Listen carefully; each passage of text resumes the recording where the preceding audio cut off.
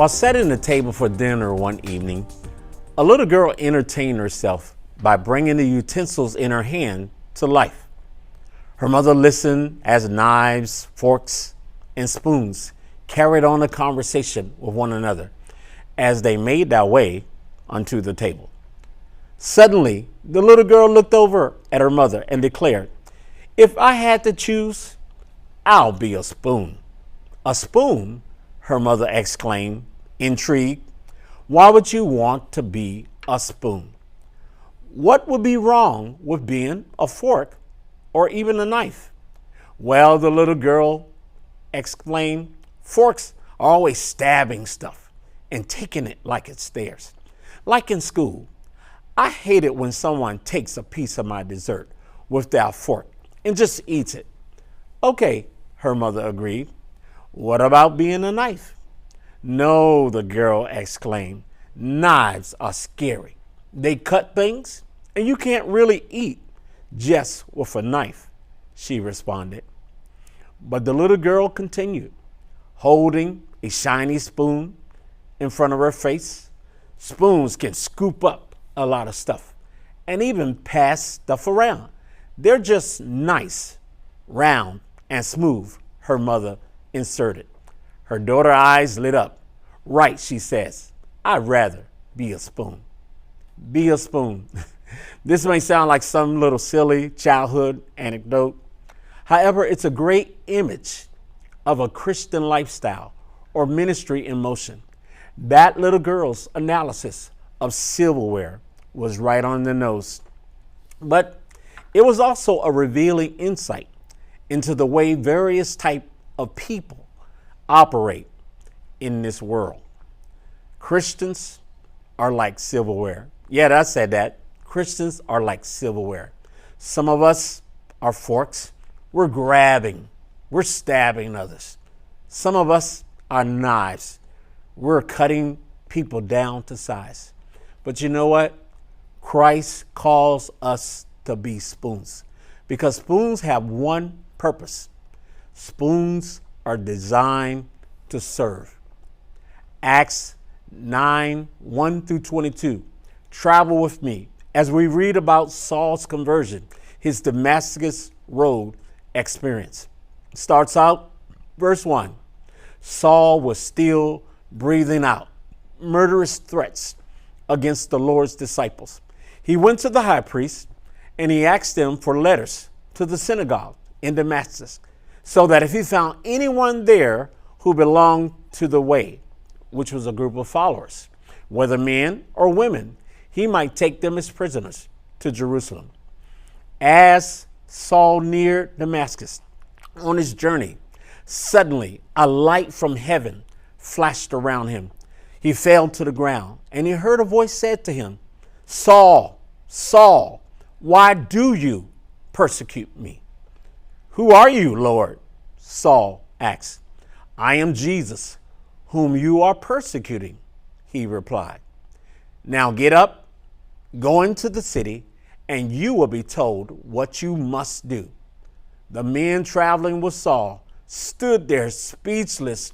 They heard sound, but they didn't see anyone. Saul got up from the ground. He dusted himself off, but when he opened his eyes, he could not see nothing. So they led him by the hand into Damascus. For 3 days, Saul was blind. He did not eat. He did not drink anything. Now, in Damascus, there was a disciple named Ananias. The Lord called to him in a vision. "Ananias." "Yes, Lord," he answered. The Lord told him, "Go to the house of Judas on Straight Street and ask for a man from Tarsus named Saul, for he is praying. He has seen a man named Ananias come and place his hands on him. Restore his sight." "Lord," Ananias answered, "I've heard many people report about this man and all the harm he has done to your holy people in Jerusalem." Now, Saul had a history. So Ananias, just imagine, he's asking Jesus, "You want me to go see this guy who has been persecuting and taking and arresting and killing Christians? He goes on to say, and he has come here with authority from the chief priests to arrest all who call on your name. But the Lord said to Ananias, go, this man is my chosen instrument to proclaim my name to the Gentiles and their kings and to the people of Israel. I will show him how much he must suffer for my name. Then Ananias went to the house and he entered this, and placing his hand on Saul, he said, Brother Saul, the Lord Jesus, whom appeared to you on the road as we were coming here, he sent me so that you may see again and be filled with the Holy Spirit. Immediately, something like scales fell from Saul's eyes, and he could see again. He got up and he was baptized. And after taking some food, he regained his strength. Saul spent several days with the disciples in Damascus. At once, he began to preach in synagogues that this Jesus is the Son of God. All those who heard him were astonished, and they asked, isn't he the man that raised havoc in Jerusalem? Here were some other fearful people. He raised havoc in Jerusalem among those who call on the name. And hasn't he come here to take them as prisoners to the chief priests? Yes, Saul grew more and more powerful, and he baffled the Jews living in Damascus by proving that Jesus is the Messiah. Let's refer back to the young lady. The little girl says she didn't want to be a fork. She didn't want to be a knife. She wanted to be a spoon, because spoons are all about serving. My number one point I want to make is don't be a fork. Fork is about grabbing things. There's even a idiom. There's a saying that says, fork it over, pay up, hand over things. That expression, fork it over, has a connotation of urgency to it, and is often used dramatically doing a criminal holdup. It usually involved making someone give up something that they value. I remember this old movie, as a matter of fact, it comes to mind. I think it was Wall Street. And there was this guy named Gordon Gekko. And what he was doing, he said, greed is good. And that's all about taking over things. We know plenty of forks in this life. I'm sure you do if you think about it. They're the give me people. Those who never seem to have enough on their plate to satisfy themselves. So they're constantly on the lookout for something more, something better, something different. Those infamous corporate raiders or hostile takeover people of the Give Me More 1980s were classic forks. They stabbed and grabbed anything they could sink their teeth into, whether it suited them, their taste or not. In their greed, Give Me More fork people can't stop to savor the morsels they're collecting. The only craving they care about is the stab it and grab it. Stab it so you consume it desire. Number 2, don't be a knife. Knives representing cutting, stabbing, attacking. Knife people are fixated on what lies before them, but only because they're trying to figure out how they can carve up what they want into a new shape, into what they want to be. The Pharisees were knife people. They knew the law. They wanted things a certain way. They would go out of their way to cut down whatever Jesus did. Knife people usually are control freaks. Control freaks try to reconstruct reality so that it serves their purposes, so that it'll suit their preferences. No matter what is placed before knife people, it is never quite enough. It is never quite right. The sharp blade of the knife goes to work slicing off anything that they find offensive, cutting down any big goals into tiny piecemeal projects and pieces. dissecting the heart out of ideals, sucking the air out of the room, never leaving anything whole. John 18, 1 through 11 is a great example when Jesus was arrested. The verse says, when he had finished praying, Jesus left with his disciples and he crossed the Kidron Valley. On the other side, there was a garden, and he and his disciples went into the garden. Now Judas, who had betrayed him, knew the place because Jesus had often met there with his disciples. So Judas came to the garden, guiding a detachment or crew of soldiers and some officials from the chief priests. And here we go, the Pharisees. They were carrying torches, lanterns, and weapons. Jesus, knowing all that was going to happen to him, he went out and asked, "Who is it you want?" "Jesus of Nazareth," they replied.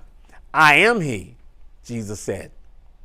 When Jesus said, "I am he," they drew back and they fell to the ground. Again, he asked them, "Who is it you want?" "Jesus of Nazareth," they said. Jesus answered, "I told you that I am he. If you're looking for me, then let these men go." This happened so that the words he had spoken would be fulfilled. "I have not lost one of those you gave me." Now I want to introduce Simon Peter, whom I refer to as the Blade Runner in this story. Verse 10, it says, Simon Peter, who had a sword, drew it and struck the high priest's servants, cutting off his ear. Why was Peter even carrying a sword? Because remember, in scripture, Jesus had previously commanded them before they even started. He commanded his followers in Luke 10 to neither carry nor accept anything of value. Why was Peter packing? Because guess what? Peter was expecting trouble. He was expecting something to happen. Verse 11, Jesus looks over. He commands Peter, "Put your sword away. Put your sword away. Shall I not drink the cup that the Father has given me?" Because it was all about control. Peter tried to take control of a situation that was not even about him. This was not Peter's time to die. It was Jesus' time. Jesus, it said in verse 4, knowing all that was going to happen to him, Jesus was ready to be taken. This is why he corrected and rebuked Peter. So, number 3, I said we don't want to be, a fork. We're not trying to get people to fork it over. We're not trying to be like a knife. We're not trying to cut it off, but we want to be a spoon. But what does that look like? There's some unique things about spoons that I want to point out. Spoons are distinctively different. Instead of taking, spoons are designed to serve. A spoon offers substance to others. It's not just concerned about scooping up everything in its path or shifting everything into a preconceived image or notion. Spoons exist for one purpose: to serve and to save. In John 18, we see Jesus, the spoon, check this out, teaching Peter the knife. Spoons are adaptable. They can operate in a variety of venues, whether it's hot soup, freezing ice cream. Spoons can do the job. Spoons can scoop it up. Spoons serve others. Let me say that again. Spoons serve others, but they're also the best at stirring things up. You ever notice if you ever get a good set of silverware, there's always twice as many spoons as anything else in the set. Why? A service for 4 includes 4 knives, 4 dinner forks, 4 salad forks, but 8 spoons, twice as many. That's because everyone the utensils manufacturers included, they know that spoons get used for more things and in more ways than do knives and forks. Because their shape is less specialized, spoons are more adaptable. You can eat steak, spaghetti, or soup, even with a spoon. If necessary, a spoon can even do some cutting. I have one of my daughters, she's 20 years old, and she started since she was a kid. She'll grab a spoon before she'll ever grab a fork to start eating. I think it's the most awkward thing in the world for me to do, but she's comfortable with a spoon. Who hasn't successfully? You're hungry enough, slice through a reluctant or rock-hard cantaloupe with the edge of a spoon. Being a spoon. Be a spoon. Be a server. Sometimes that means dishing up things that are tough, hard for people to swallow. But a well-balanced, sturdy spoon can pick up anything. Back to Paul. Paul, before his Damascus Road experience, not only made people fork over their faith, he would also cut you like a knife. As a zealous Pharisee, he tried to surgically cut off Christianity. The people in the way serving was in his way, which he deemed offensive to the growth on the body of Judaism.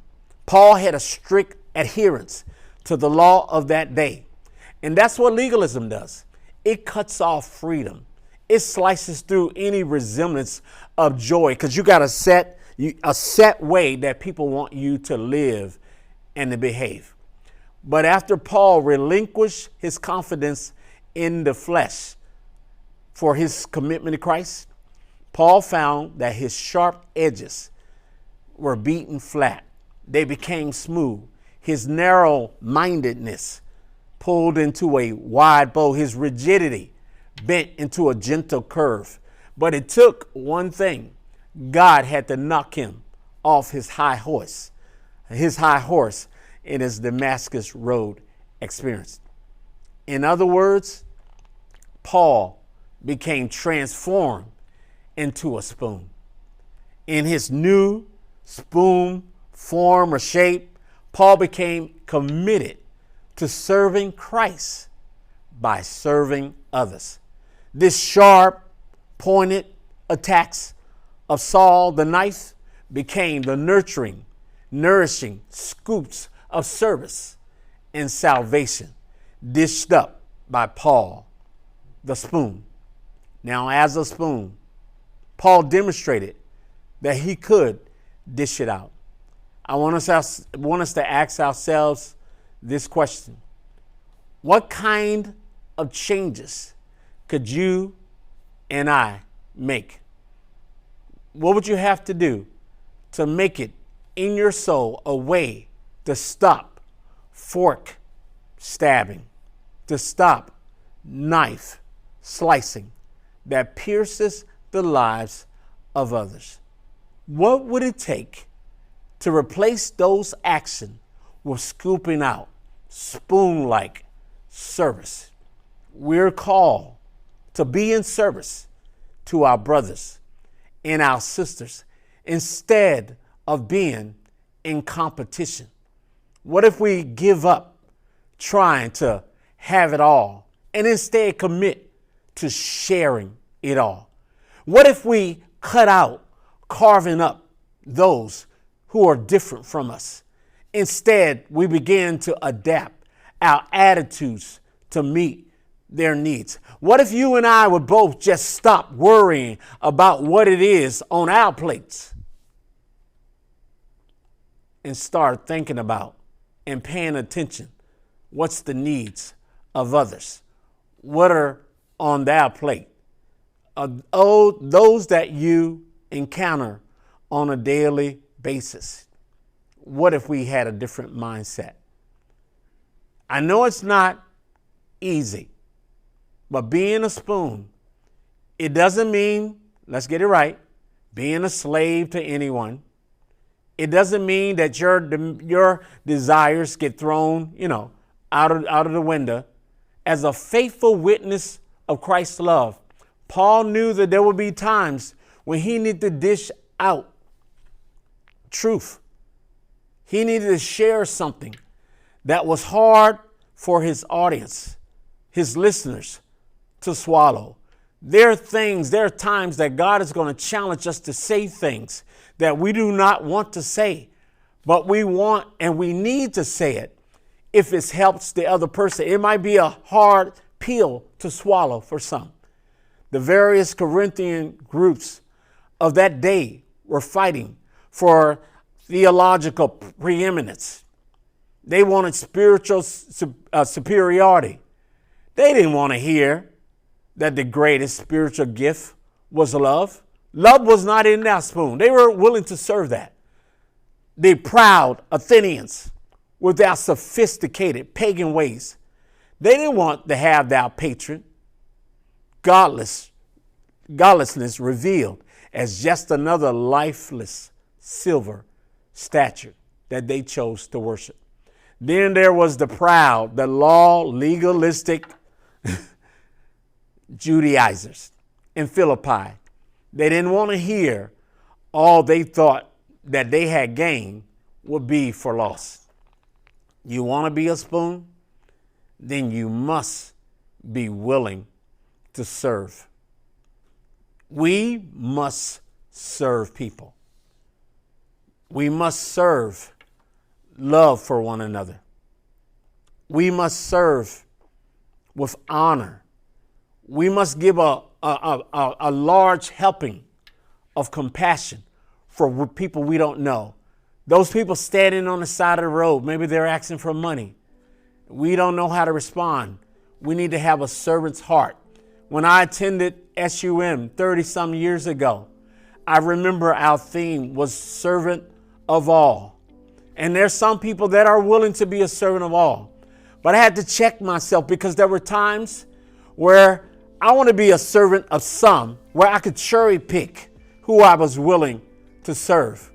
And then there's times I found myself wanting to be a servant of none. But God says in Matthew that we become a servant of all. I challenge you today, don't be a fork. Don't be a fork. Don't be a knife. Instead, be a spoon. Be willing to serve. Be willing to give. Be willing to think of the other.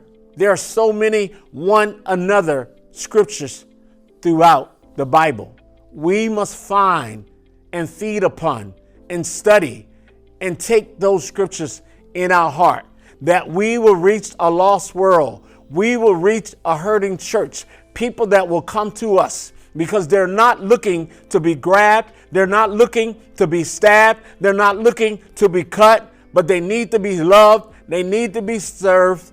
And we need to be a spoon.